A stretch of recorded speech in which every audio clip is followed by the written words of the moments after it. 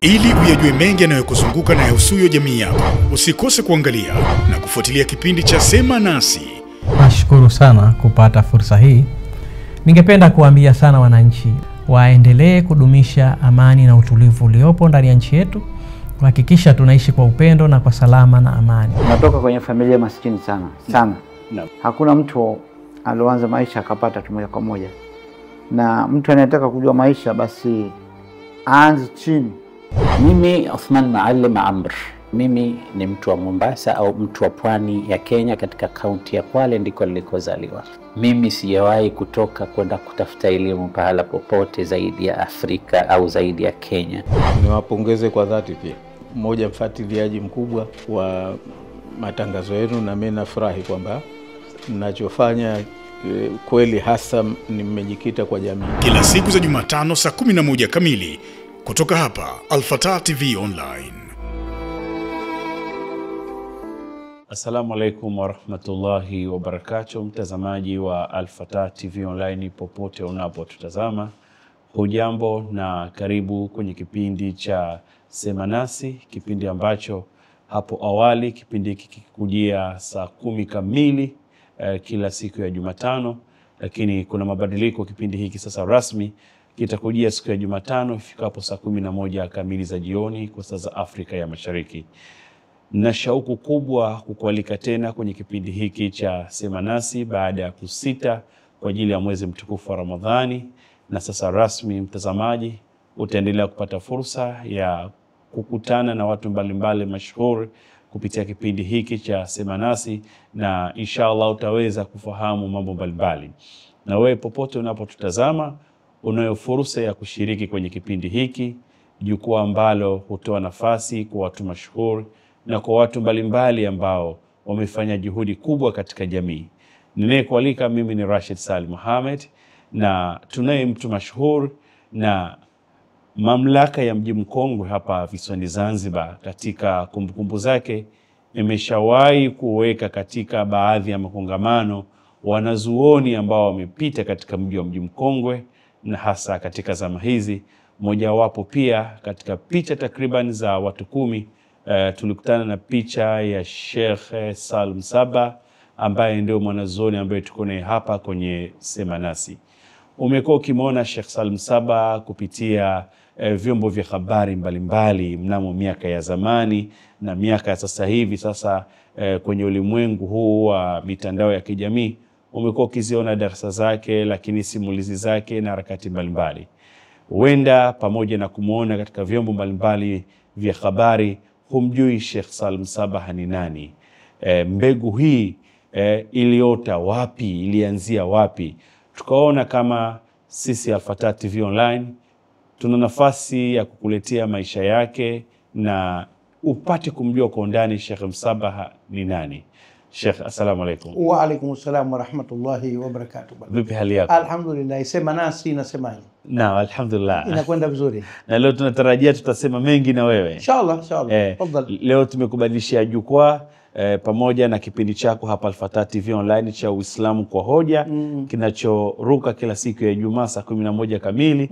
Unatoa taaluma. Sasa tunataka tuikate ile kiu ya watazamaji wetu wamfahamu shekhe wao ni nani, katokea wapi. Karibu sana. Asante sana. Vipi na wewe na shughuli zako? Mimi naendelea vizuri. Tumesharudi kwenye ratiba. Tumerudi kwenye ratiba baada ya kumaliza mfungo wa Ramadhani. Tunaendelea sasa, tunaangalia majaliwa ya mfungo 3 inshallah yatatupeleka wapi. Alhamdulillah. Mtazamaji, nikudokeze kitu kabla sijaanza kuongea mengi na Sheikh Salim Saba. Sheikh anaishi Fuoni Markaz. Darasa zake ziko hapo, na mimi ni miongoni mwa tunakwenda kumchukua pale kwa ajili ya kuja hapa studio. Nikifika pale, moja ya vitu ambavyo kwa kweli vinaniacha na maswali mengi, na nahisi na mimi pia nina deni, kuona watu wanatoka Bumbwini, watu wanatoka Matemwe na maeneo mbalimbali, mashamba mbalimbali ya Kiunguja, wanakuja kupinda goti pale. Wengine ni mashekhe kabisa, wanakuja kusoma. Najiuliza, sisi ambao tunakaa Shakani, tunakaa Amani, tunaokaa fuoni, tuna dhima gani baada hatujachukua time kuja kupinda goti pale kwa mwanazuoni? Ndio sasa. Kwa kweli ni mazingatio ambayo mimi nayachukua, na niwapongeze wote ambao wanatoka mashamba mbalimbali kuja kusoma kwa elimu. Naam. Tupate historia yako. Bismillah walhamdulillah wassalatu wassalamu ala rasulillah wa ala alihi wa man wala. Amma ba'da, assalamu alaykum wa rahmatullahi wa barakatuh. Wa alaykum salam. Napongeza sana vipindi vya aina hii kwa sababu vinasaidia kuweka kumbukumbu za mtu. Na wakati mwingine kurekebisha mambo ambayo pengine katika jamii yamekwenda tofauti na uhalisia. Na wakati mwingine unapojielezea kuna mtu alishakusahau, lakini kumbe mlikutana udogoni au katika eneo fulani, ukatoka kwenye mawazo yake. Pia unamrudisha tena kumkumbusha kwamba mimi ni yule yule ambaye tulikutana katika kipindi kile. Kwa hivyo nashukuru, napongeza. Mimi hasa nimezaliwa tarehe 25 mwezi wa 3 mwaka 1969 kwenye hospitali ya Mwembeladu. Hii hospitali ya Mwembeladu ya wazazi hasa ndipo nilipozaliwa mimi. Mtoto wa mjini. Pahala nilipozaliwa nasema ni tarehe 25 mwezi wa 3 1969. Na ilikuwa ni siku ya mvua sana kwa sababu ni Machi 21 ilikuwa masika imeshashamiri sawa sawa. Kwa mujibu wa maelezo ninayopewa na wazazi wangu, maana mimi ndio siwezi kuwa na kumbukumbu hizo. Na mpaka ikafikia mahala wakati fulani likaja wazo kwamba labda waniite matar, maana matar maana yake kwa Kiarabu ni mvua, kwa sababu nimezaliwa katika siku ambayo ina mvua nyingi sana. Lakini huku na huku tena na mambo mengi, na baba mwenyewe marehemu alipenda kuniita Suleiman. Ndio jina hasa alilolitaka, lakini mama alilikataa kwa sababu zake. Sasa katika kuvutana, baba alikuwa amezungukwa na Suleimani wawili. Suleimani mmoja ni babu yake, maana babangu mimi naitwa Msabbah Mbaruk Suleiman. Na Suleimani mwingine ni mjomba wake. Sasa ikawa angependa, na wote walikuwa wanachuoni. Wote wawili walikuwa wanachuoni na ni watu wenye elimu mpaka ya utabibu wa mitishamba. Kwa hivyo akatamani sana anipe jina la Suleimani. Lakini mama yangu akawa kidogo hili hakubaliani nalo. Yeye nadhani hakupendelea sana nirithi ule utibabu wa mitishamba. Ule ushekhe hakuwa na tatizo nao, lakini mambo ya utibabu alikuwa hautaki ule wa mitishamba. Na hata hivyo mimi sijabobea sana kwenye, ingawa najua kiasi, lakini sijabobea. Mimi bobea zaidi huko ambako marehemu mamangu pia alitaka. Kwa hivyo baba baada ya kuona jina la Suleimani linakataliwa, wananambia ilichukua kiasi cha wiki nzima mimi sijapewa jina. Nacho kile cheti cha hospitali kile, yani ile certificate of issue ya kutoka na mtoto pale hospitali. Sio ile certificate, birth certificate ya kuzaliwa. Ile wiki nzima kwanza wamekaa wanavutana juu ya jina. Kwa hivyo mimi naitwa mtoto. Sijapewa jina kwa sababu anaolipendekeza baba, mama halitaka. Baadaye baba akafanya bidii ya kwenda kwa huyo mjomba wake anaitwa Suleiman. Naye alikuwa ni mwanachuoni na mtabibu. Akamwambia kuwa mke wangu jina lako halipendi, analikataa, ambalo lako mjomba na la babu yangu. Kwa hivyo unasemaje? Akasema nendeni mkaangalie upande wa mkeo na upande wa koe, kama litatokea jina upande huu liko na upande huu liko, basi mpeni hilo jina, ili liunganishe familia zote mbili. Basi baba akarudi na pendekezo lile, mama akasema hiyo barabara. Mama katika kuangalia akakuta ana baba yake mdogo anaitwa Salum, na ana mjomba wake pia anaitwa Salum, na baba naye akakuta ana baba yake mdogo anaitwa Salum. Wakasema tumemaliza. Ndo nikaanguka kwenye jina hili la Salum. Ubabani lipo na umamani lipo. Kwa hivyo nikawa nimeunganisha. Na baadaye baba akafanya bidii ya kuandikia barua watu wote watatu wale, kuwaambia huyu tumempa jina hili kwa sababu yenu nyinyi watatu. Kwa hivyo nikawa nimepata nguvu 3 za ukoo kwa jina la Salum. Tarehe 25 mwezi wa 3 1969 Mwembeladu Hospital. Kwa Sheikh Salim Saba, inaonyesha basi wakati wenu jina lilikuwa halitoki tu, lilikuwa lina utaratibu kiasi, likitoka basi lile limetoka kwa uzito wake. Kwa mujibu wa story hii niliyoambiwa ndio hiyo maana yake unaosema kwamba watu walikuwa wanatahadhari sana katika kuwapa majina watoto wao. Hawavurumishi tu, hawabahatishi sana, wanakwenda katika kutafuta kitu maalum, kwa nini akaitwa hivi. Na baba hasa asili yake wapi? Mimi baba yangu mzazi Msabbah Mbaruk Suleiman amezaliwa Pandani wilaya ya Wete, mkoa wa Kaskazini Pemba. Lakini mama yangu mzazi Zuhra Yahya Habib, yeye amezaliwa hapa hapa mjini Zanzibar. Na hasa mji Mkongwe. Lakini na yeye bila shaka hospitali alozaliwa kwa wakati ule itakuwa ni hiyo Mwembelado. Kwa sababu vile nini ilikuwa bado wakati huo haijawa hospitali ya kuweza kuzalisha kwa wakati wao huo. Wakati wangu mimi ilikuwa pengine ndio inaimarika. Na zaidi ilikuwa inatumiwa hii ya Mwembelado. Kwa hivyo babangu amezaliwa Pemba, mamangu amezaliwa Unguja kwa muhtasari. Kwa hivyo babangu ni Kaskazini Pemba na Kusini Pemba upande wa mama yake Chanja Mjawiri. Chanja Mjawiri ilikuwa bibi mzaa baba. Ama mamangu mimi, mama yake na baba yake ni wa Tanzania, wa Zanzibari, lakini wazazi wao walitokea Oman. Kwa hivyo bibi yake mamangu mimi na babu yake mamangu mimi hao walitokea Oman.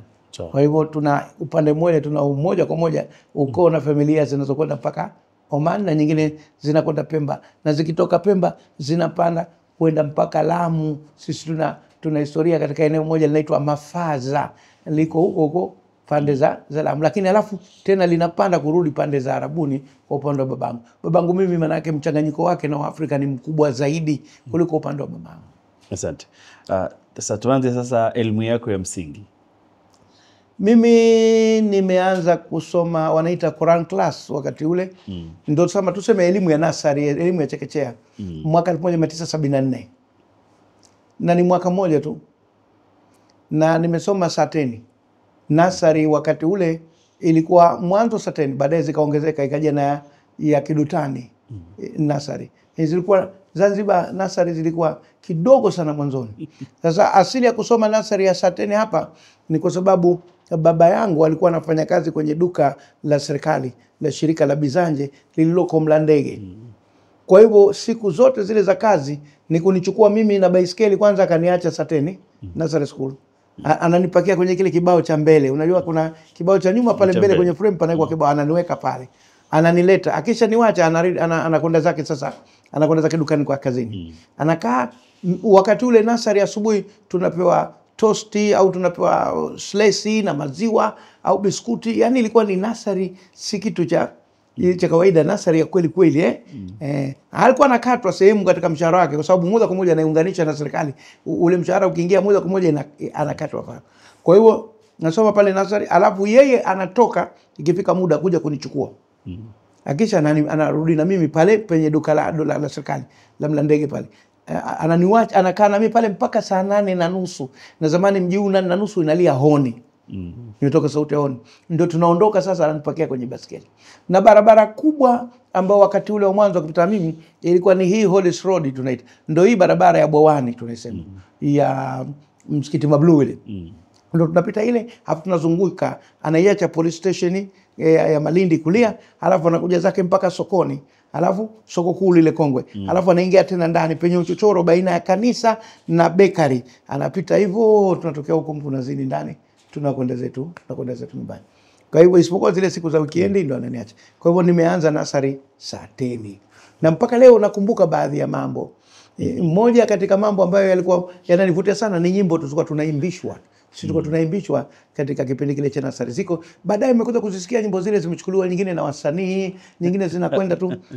Kwa mfano ile mabata madogo dogo yanaogelea katika shamba zuri la bustani, alafu zum zum zum mama nyukilia we ruka mbali katafute uwazuri la chakula zum zum zum mama nyukilia we. Tuko tunaimbishwa basi udogoni, mimi naipenda ile, nachangamka nikitu nyumbani naimba hivyo, mama anacheka tu.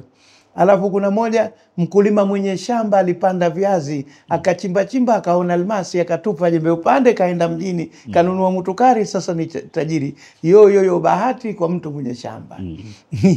Nilikaa na watoto siku moja huku Barkazi, nilikaa najaribu, ilikuwa wakati sijui kulikuwa kuna tatizo la walimu hivi na nini. Basi nikasema watoto wote nikusanyeni mimi kwenye hole, wakakusanya. Nikaanza kuziimba hizi, nikakuta kumbe sasa wenzangu wamebadilika, wana nyingine sio zile. Mimi naimba za kizamani, naimba mkulima mwenye shamba alipanda viazi, akachimba chimba chimba akaona almasi, akatupa jembe upande, kaenda mjini, kanunua mutukari, sasa ni tajiri. Yoyoyo bahati, yoyoyo bahati, kwa mtu mwenye shamba, yoyoyo bahati. Basi sasa zile ndo tuko tunaimbishwa sisi wakati ule tukiwa nasari school. Na ziko nyingine chungu nzima ambazo tulikuwa tunaimba, nyingine nazikumbuka, nyingine zimetoka toka. Lakini ilikuwa nasari, unakula biskuti pale au tosi, unakula maziwa, unakunywa pale nini, unaona raha we. Hata unapofika ule muda wa kumaliza unaona kwa nini umemalizika haraka namna hii, tunaondoka mapema. Alafu tena ndo nachukuliwa na baba. Sasa kifika kule wakati mwingine nasinzia tu, kwa sababu baba ni mambo ya mahesabu. Sasa kifaa gani kimetoka, box ngapi zimeingia, nini yananiboa maneno ya vijana yale mambo. Nasinzia tu pale. Kimaliza na nyanyua ndo tunarudi. Hii kwa upande wa nasari mwaka 74. 75 nikaanza Vikokotoni darasa la kwanza. Vikokotoni school. Wakati ule Vikokotoni na Darajani ile ni moja, lakini Darajani sasa ni sekondari, Vikokotoni ni primary. Na walimu wakuu wawili, mwalimu mkuu wa Darajani, mwalimu mkuu wa Vikokotoni. Lakini bila shaka mmoja atakuwa ndo mkubwa zaidi kuliko wote. Lakini labda Sheikh Msaba, kabla tunyane mbele. Hivi nakumbuka bado nakumbukumbu watu ambao primary nasari mmesoma nao pale Sateni ambao wako hai wawili watatu. Nakumbuka. Nakumbuka ambao tulikuwa pamoja, wengine walinitangulia kidogo, wengine walikuwa nyuma yangu, wengine tumekwenda sawa pamoja. Lakini labda niseme katika tulokwenda nao pamoja katika watu maarufu ni pamoja na Mahmud Thabit Kombo. Katika watu ambao tulikwenda pamoja kwenye nasari. Ndio kumbukumbu zangu. Wengine walisoma kabla yangu na wengine walikuja wakasoma baada yangu, na wako wengine mbalimbali ambao kwa ghafla moja siwezi kuwaleta wote. Lakini tukaja kwenye Vikokotoni School Januari 75, naanza Vikokotoni School darasa la kwanza. Na madrasa naanza Msikiti Majamvi kule ustawi wa jamii. Baada ya Majestic Cinema zamani kwa Majestic, unavuka kuna eneo pale open space, alapo na msikiti pale mbele kidogo panaitwa Msikiti Majamvi, ndio maarufu. Nyuma ni Victoria Garden, nyuma yake kuna hiyo Victoria Garden. Pale kulikuwa kuna Mwalimu Omar marehemu naye, ndio nikakabidhiwa mwaka 75 Januari. Babangu ananikabidhi kwa Mwalimu Omar kwa sababu Mwalimu Omar alikozaliwa Mwalimu Omar alikozaliwa babangu ni kumoja. Kwa hivyo kampelekea jamaa yake, ilikuwa kama vile kampeni kwamba jamaa niletee jamaa kusomesha hapa. Kwa hivyo nikapelekwa pale nikakabidhiwa. Wanalo jina la utani wanamuita Mwalimu Omar, hatupendi kuliita. Lakini sasa kwa sababu kama hujamsema hivyo wakati mwingine hajulikani, wakimuita Mwalimu Be.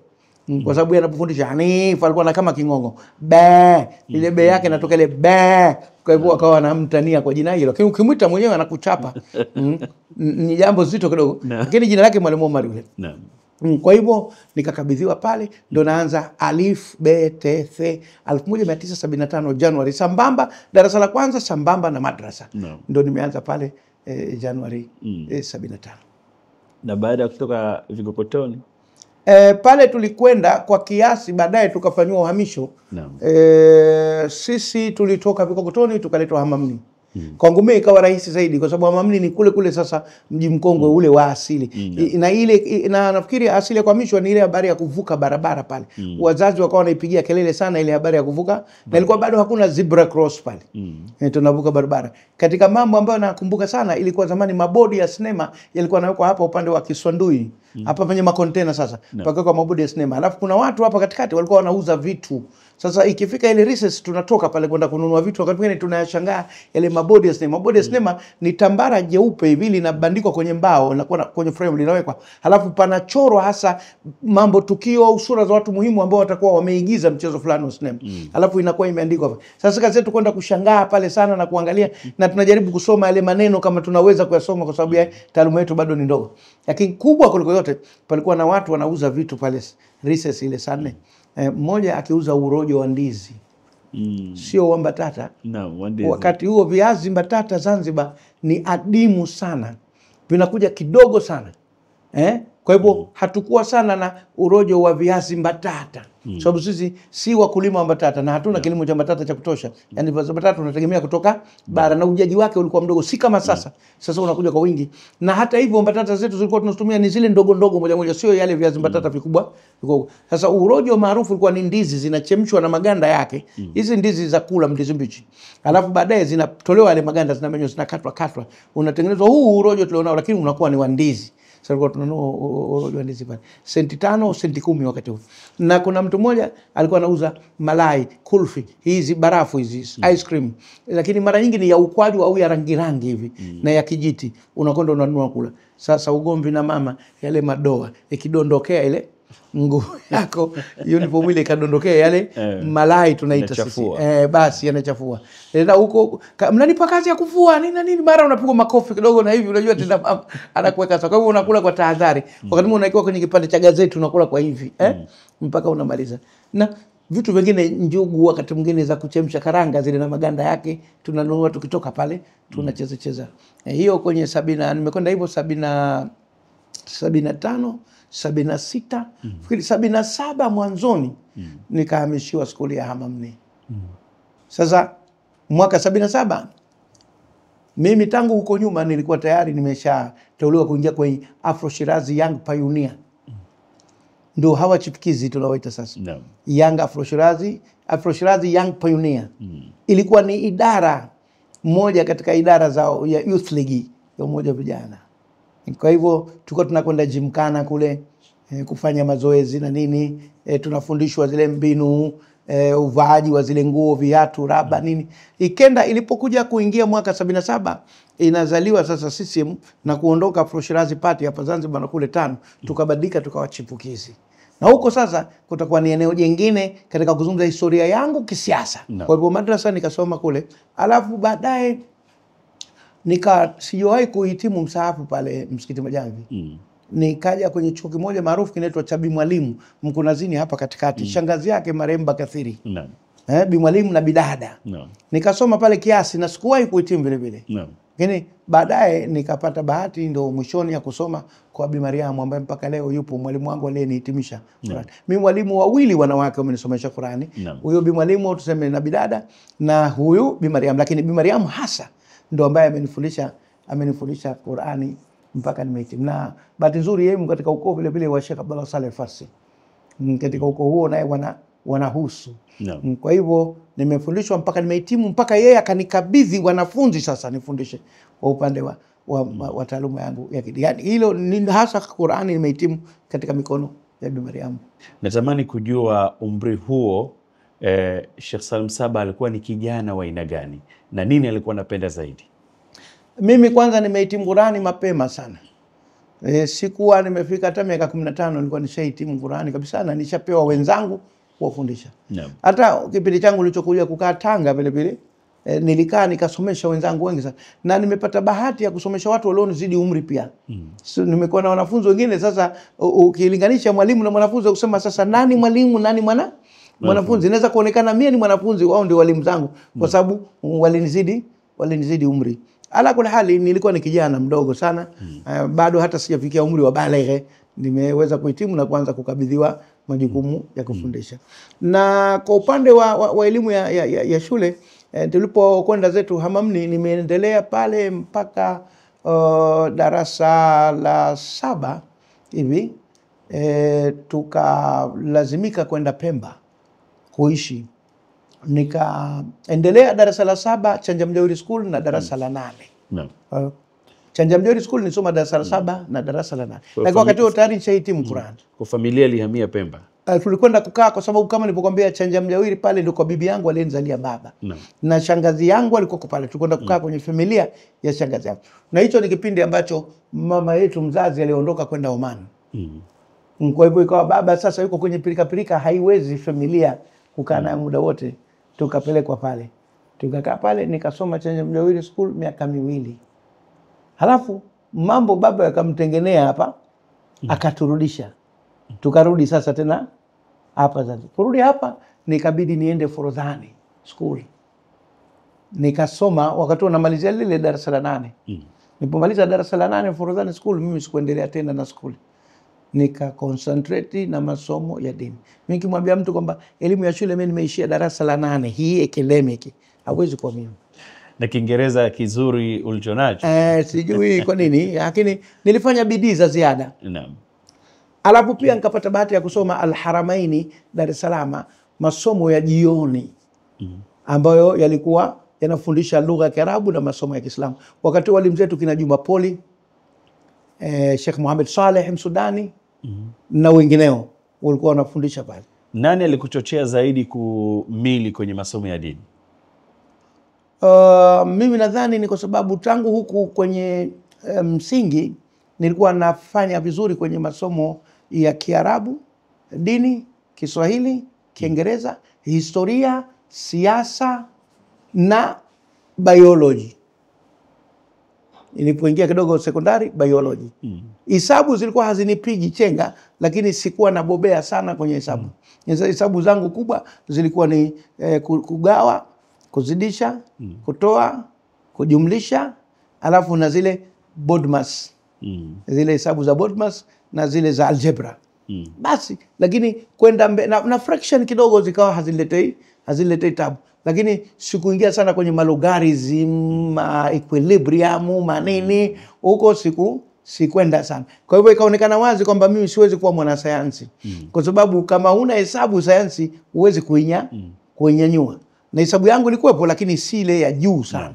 Na alafu physics na chemistry hazikuwa masomo ambayo yameelekea sana kwenye kitu changu. Kwa hiyo ikaonekana wazi nitaelekea kwenye ati ama siasa ama dini ama uandishi wa habari au mwanasheria. Ndio mwelekeo wangu ulikuwa tayari umeanza kujitokeza mapema. Na kweli haya mawili yamekamata, dini na siasa kwa upande wangu. Kwa hivyo nikawa zaidi nimekwenda kwenye ati na nikafanya bidii sana kwenye lugha ya Kiarabu. Lugha ya Kiarabu kwanza kwa sababu mama yangu mzazi alikuwa na tabia kunisemesha Kiarabu. Na mimi na dada yangu tulikuwa tunasemeshwa na mama Kiarabu. Wale wengine kwa bado wadogo. Kwa hivyo ile misingi ya Kiarabu cha Kiomani kile. Tunasema ile colloquial language. Tulikuwa tumeshaanza kuipata. Na kwa hivyo ilikuwa kazi rahisi sana. Alikuwa kwa mjomba wake mama wa kufikia, manake amekulia katika familia kina mama, sisi tunamuita mjomba. Akiitwa Hamed, mzee Hamed. Huyu mzee alikuwa hana familia yeye. Kasafiri kwa baharia wa majahazi zamani, mwisho akaja akakaa kitako tu akatulia, tukawa naye kwenye familia. Kwa hivyo hana mtoto kwa pale. Hatujui huko katika maisha yake mengine, lakini sisi tunajua hana mtoto. Kwa hivyo mimi ikawa kama ndio mwanawe sasa. Ananituma, nenda hapa, rudi hapa, kanunulie kahawa, kafanya hivi. Na ananisemesha Kiarabu mwanzo mwisho. Na mimi namjibu Kiarabu kile cha Kiomani. Taal Salim abgha tarshak makan. Jai jiddi jai. Nakuja babu nakwenda. Ananituma nenda. Sasa wakati mwingine ilikuwa wakati nasoma Hamamni School, ikifika recess ile saa 4 ile mimi nakimbia kutoka pale kuja hapa katikati Mkunazini, nao muda manake siishi mbali na pale. Sasa wakati mwingine hufuatana na rafiki zangu wakaja pengine kuja kuchukua pesa au na kutaka kitu fulani, basi ikifika nikimkuta babu tu ananisemesha Kiarabu na mimi namjibu Kiarabu. Watoto wanashangaa, "Hii Salomu Manga, babu yake Manga." Wakiniona hivi na wakifikiri yule ni babu yangu kwa maana mzaa mama yangu au mzaa babangu. Wakati ni mjomba wa kufikia tu wa mama yangu. Kwa mimi namuita babu kwa ile heshima. Kwa hivyo naye akakiimarisha kile Kiarabu changu.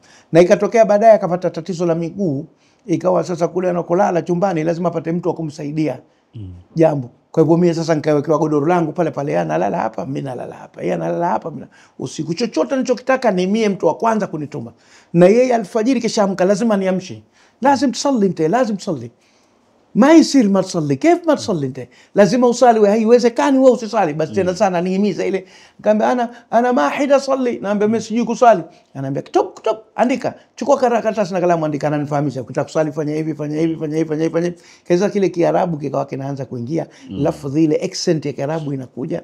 Nikawa nimekwenda hivyo. Baadaye maskini aliumwa tukampeleka wakati ule Welezo.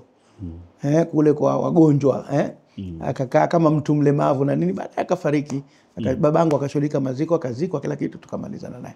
Kwa hivyo ala kula hali imeni build up ile, imenijenga sana katika kujiamini. Sasa kuna kipindi ubalozi wa Misri ulianzisha kozi ya kufundisha Kiarabu hapa. Ukaona evening class pale Vikokotoni School, darasa la jioni la unataka kusoma Kiarabu. Nikajiunga. kujiunga wale wa Misri, wakashangaa kuwa ndani ya kipindi kifupi naanza kujibizana nao wakati watu wanachelewa. So wakagundua kwa mimi tayari na misingi ya lugha ya Kiarabu. Wakasema wewe usije tena hapa jioni, utakuwa unakuja usiku balozi wa Misri nyuma ya mahakama kuu ya Zanzibar Court pale. Utakuja kusoma pale. Basi nikawa nakwenda pale kusoma Kiarabu. Nakuta watu wengine wakubwa, watu wazima wanafundishwa Kiarabu pale, mimi mdogo wao. Lakini sasa nakamata mara moja, mpaka wakati mwingine wale wa Misri wakaanza kuogopa kwamba nitafanywa choyo na hao watu wazima. Nakumbuka siku moja alitufundisha Misri kitu kimoja, aliandika pale shairi akaliimba: tushakshiqu tuyur farhanatan bin nur taqulu fi surur ma ajmala adhiya ma ajmala adhiya tushriqu bil baha ma ajmala adhiya tushriqu bil baha alhaqlu waz-zuhur wan-nahru wal-ghadir yaqulu fi surur ma ajmala adhiya. Lilishika siku ile ile kasida ile, shairi ile lilishika siku ile ile kwa nalimba. Basi yule Misri akaniombea dua sana. Mwisho akanambia, bwana wewe unakuja hapa siku hizi za huendi skuli wala nini, chuoni, njoo hapa. Basi anafuata mimi sokoni na mtafsiria, akasema hivi kasema hivi kasema hivi. Matokeo yake nikajenga sasa kujiamini, ikawa sasa ni mtu ambaye nimeimarika sana kwenye lugha ya Kiarabu. Tukapata group, tukapeana wenzangu rika moja, tukapeana majukumu kwamba tukikutana hakuna kusema Kiswahili, ni Kiarabu tu mwanzo mpaka mwisho. Tukawa mwanzo tunachekwa mitaani, wanajifanya Waarabu wale, hawana lolote Waswahili hivi na si unajua jamii zetu za Kiswahili wanatukondem, lakini sisi tukaendelea na sote tumekuwa imara. Mwenzangu mmoja alipata nafasi kwenda Sudan, sasa hivi ana degree 3. Huyo mmoja katika ambao tuko kifanya nikurejeshe nyuma, kwenye familia mko wangapi na wewe uko wangapi? Lakini swali la pili, natamani kujua katika umri huu kitu gani ulikuwa unapenda hasa katika michezo? Katika familia sisi tumezaliwa kwa baba na mama 4 na kwa baba 5. Lakini kwa baba na mama kwa baba na mama 5 mmoja amepita. Kwa hivyo tumebaki 4 ndio tuko hai. Na kwa baba tena kuna mwingine wa 6 ambaye naye yuko hai, yuko Kenya. Ni raia wa Kenya. Baba yetu sisi alikuwa kuna kipindi anafanya biashara kutoka Tanga kwenda Kenya. Sasa mwaka 78 vikaingia vita vya Uganda na Tanzania. Wakati yeye yuko Kenya. Kwa hivyo Kenya ikaamua kutofungamana na upande wowote kati ya Uganda na Kenya. Ikafunga mipaka yake yote miwili. Kenya ikafunga mpaka wake na Tanzania, na Kenya ikafunga mpaka wake na Uganda. Ikawa aliyoko Kenya sasa hawezi kutoka kuja Tanzania, na aliyoko Tanzania hawezi kutoka kwenda wapi? Kwenda Kenya. Na baba akiwa mfanya biashara na si raia pale, alikuwa na kitita cha pesa kwa sababu alikazi na si zake peke yake na wenzake waliomtuma. Kwa hivyo sasa afanyeje? Na money transaction ndo haiwezekani sasa kutumiana na nini, ndo vita vimefunga mipaka na mambo mbalimbali ya mahusiano. Kwa hivyo alichofanya baba, akatafuta mahala, akataka anunue aweze kuweka rasilimali mtaji kama duka au nini hivi. Sasa akajikuta si raia na hawaruhusu wa Kenya. Unajua hasa wakati ule ukiwa si raia huwezi kumiliki nyumba, huwezi kumiliki duka, huwezi kuwa na leseni. Kuna mtu mmoja akamwambia, sikiliza bwana, haya mambo ya vita unajua atakwenda lini? Nawe kukaa magesti humu na mapesa, wakijua watakuja kukuua, watakutoa roho. Tukuozeshe mwanamke. Huyu mwanamke sasa atapata ufungua duka, utafungua duka kwa leseni kwa jina lake, utapata nyumba kwa jina lake. Kwa hivyo akatafuta nyumba kwa zile pesa, akatafuta na leseni, kaoa, kapata mtoto mmoja huko. Kwa hivyo na kampa jina langu hili. Kwa hivyo tuko wawili sisi kwa jina hili kwa ukoo wa babangu. Lakini mimi na yeye tunapishana miaka 10. Mimi zaliwa 69, yeye kazaliwa 79. Umeona 10 years difference baina yetu sisi. Kwa hivyo ala kule hali tuko hivyo sisi. Kwa hivyo tuko hai bado sote sisi. Wewe ni wangapi? Mimi ni wa pili. Wa kwanza ni dada yangu Zeana, wa pili mimi ambaye ni Salum, wa tatu ni Mbaruku, na wa 4 ni Isa, na wa 5 ndio huyo ndio kutajia ambaye ni Salum naye vile vile. Kwa hivyo tuko hivi. Mimi ni mtu wa pili kwa kuzaliwa. Kwanza amezaliwa mwanamke. Alafu nyuma yangu tena wako 3. Hao wawili na ni wanaume na huyo watatu ni mwanamke. Sisi mwanamke kwetu amezaliwa mmoja peke yake. Ndio dada yangu. Upande wa michezo? Kwenye mambo ya michezo bwana, tuseme bwana, nimecheza mpira wa miguu kuliko michezo mingine yoyote. Nimejaribu michezo mingine, lakini mchezo ambao umenielekea ni mchezo wa mpira wa miguu. Mpira wa miguu nimeanza kucheza zamani. Lakini mwaka huo 78 78 tulifungua upya tulifungua kitu kinaitwa juvenile. Juvenile manake kulikuwa kuna first division, second division, halafu kuna Central League, Junior League, halafu ikaanzishwa juvenile. Juvenile manake ni ligi mashindano ya watoto wadogo. Kwa hivyo mwaka 78 tukaizindua hiyo pale Mao Zedong. Mechi ya kwanza nikawa nimecheza mimi kwa upande na wenzangu mbalimbali. Tumecheza na wengine. Kwa hivyo mimi mpira, yani kutambuliwa labda na ZFA kwamba yumo ndani ya line ya wale waliocheza mpira ni 78. Ingawa chini hapo tumecheza ule mpira wa songa kitoto nini, peleka hapa rudisha hapa vitimbi vya kila aina, mara Black Stars, mara hivi majina yanabadilika, mara Flamingo, mara nini, hatuna jina lilokuwa limetulia. Lakini 78 ndo hasa naweza kusema ndio mahala ambapo nitambua kimichezo. Nimekwenda hivyo kwa muda, nimecheza Central League, nimecheza Junior League, nimecheza Central League, nimecheza Second Division, sikucheza First Division tu. Na Arabuni nimecheza mpira nilipofika, lakini ule wa ridhaa, sio ule mpira sasa wa mashindano. Kwa sababu ya chuoni pale tuliposoma Madina na nini, tulikuwa tuna mambo ya kucheza mpira. Lakini huko nimecheza ligi na nimecheza kiasi ambacho kulikuwa kuna kitu kinaitwa Zanzibar Combine hapa. Inakuwa ni kama timu ya taifa ya Zanzibar, lakini ndio kwanza inakuwa ile ndogo, haijafanywa mchujo bado. Niliwahi kuchaguliwa katika timu hiyo, lakini sikuwa katika team first 11 wale 11 wa kwanza. Na wakati nachaguliwa pale ndio nilikuwa kwenye maandalizi ya kwenda zangu kusoma Saudi Arabia. Kwa hivyo ilipofika wakati nikaenda mwenyewe kusema mimi naomba niwekwe kwenye mchujo kwa sababu na safari ya kwenda Nyikaliondoa jina. Kama isingekuwa hivyo manake ningeweza kucheza katika timu. Namba ipi hasa ulikuwa unaimudu vizuri? Mimi hasa namba ambazo nimezicheza na zinatambulika ni zote za mstari wa nyuma. 2, 3, 4 na 5. Na wakati mwingine hata 6 nacheza. Lakini namba nilokaa muda mrefu ni namba 4. Namba 4. Half back right. Nimekaa muda mrefu, lakini nimecheza center half, nimecheza beki 2, nimecheza beki 3 kwa sababu mguu wa kushoto mimi naweza kubabaishia. Yaani mtu kama si mchunguzi sana anaweza kudhani na mguu wa kushoto natumia. Lakini mguu wa kushoto unaweza kubabaishia. Kuna mwingine mguu wa kushoto kwake unakuwa kama gongo, hawezi kutumia chochote, lazima wa kulia tu. Au wengine ni wa kulia kama gongo anatumia kushoto. Mimi yote mimi natumia. Lakini mguu wangu hasa unaotumia ni wa kulia. Lakini wa kushoto nababaishia. Kwa nini mimi nataka cross hata kona naweza nikapiga kwa mguu wa kushoto. Sasa mtu anaona la kumbe huyu anatumia mguu wa kushoto. Kwa hivyo wakati mwingine zile namba za kushoto naweza. Sasa lakini namba nilokaa kwa muda mrefu ni namba 4. Namba 5 pia nimekaa kiasi. Lakini namba 4 nimekaa muda mrefu. Wanasema nacheza sweeper. Ni kwenda kusafisha ile mipira na clear kwa sababu ni mtu wa kuingia na kupambana. Na kuna wakati nacheza namba 6 inapokuwa tunacheza 3 center half au tunapo defend zaidi. Yule mchezaji namba 6 anarudi nyuma kusaidia zaidi. Kwa sababu namba 6 ni kiungo. Anaunganisha baina walioko mbele na walioko nyuma. Lakini sasa mimi nikicheza 6 yangu mimi si wa mbele zaidi, mimi ni zaidi wa nyuma. Na hii mara nyingi inapokuwa tunacheza na timu ambayo ina mashambulizi makali dhidi yetu sisi. Kwa hivyo tunataka kuyazuia, tunaongeza ulinzi na wekwa namba 6. Lakini namba 6 ya kudefend. Kwa hivyo nimecheza namba 6, nimecheza namba 4, nimecheza namba 5, nimecheza namba 2, nimecheza namba 3. Namba niliyokaa muda mrefu ni namba 4. Namba nyingine ambayo inaweza kuicheza ikiwa hakuna budi ni namba 9. Na naweza nikafunga au nikasababisha pirika wenzangu wakaweza kufunga. Na hii aligundua mwalimu wangu kocha Salum Bausi, ambaye naye amekuwa mchezaji wa timu ya taifa ya Zanzibar, taifa ya Muungano, na baadaye amekuwa kocha wa timu ya taifa Zanzibar. Amenifundisha mpira. Na kama unataka kuyaverify haya, kuyahakikisha, mtafute yeye, muulize, atakueleza. Yeye akanambia wewe unaweza ukacheza namba 9. Ngoja na kujaribu kwenye mazoezi. Akanijaribu, akanikuta naweza. Akaniweka kwenye mechi ya kirafiki namba 9. Nisipoweza kufunga mimi nitasababisha goli. Alafu akaja kaniuliza, unafikiri siri yake ni nini? Nikamwambia siri yake kwa sababu mimi hizo namba za nyuma zote nacheza. Kwa hivyo ile mbinu ya kulinda naijua. Nikijua mbinu ya kulinda, basi mbinu ya kushambulia nitaijua. Kwa hiyo ndio maana naweza kufanya mbinu za mashambulizi. Nitatoa mfano mmoja si mzuri, kwamba mtu ambaye amewahi kuwa askari polisi ni rahisi sana akitaka kuwa jambazi.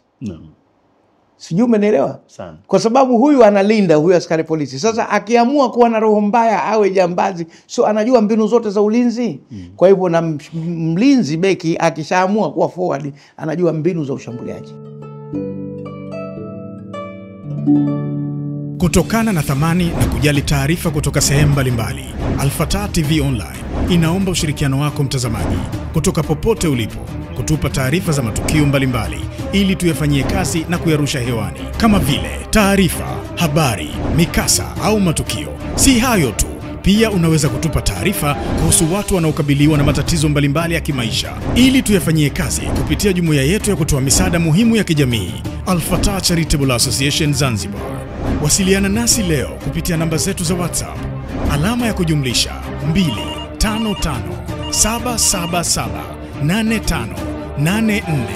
25577858490. Wasilisha kwetu leo, tuifikishe kwa jamii leo. Al-Fatah TV Online, dira ya umma.